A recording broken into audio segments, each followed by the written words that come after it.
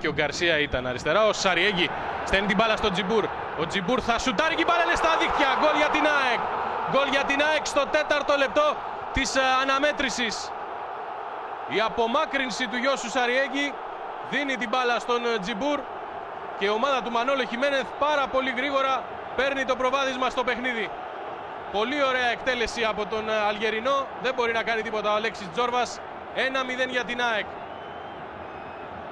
Ξανά η φάση. Ο Σαριέγγι που μακρύνει, στέλνει την μπάλα πάνω στον Τζιμπούρ. Αμέσως εκτέλεση 1-0. Πολύ γρήγορα προβάδισμα για τους γηπεδούχους.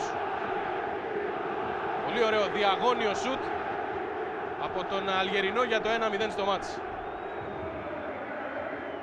Και για ακόμη μία φορά Παναθηναϊκός που δεν είχε δεχθεί γκολ στα δύο τελευταία του παιχνίδια, τον ΠΑΟΚ στο Ολυμπιακό Στάδιο και την Ρουμπίν Καζάν επίσης στο Ολυμπιακό Στάδιο.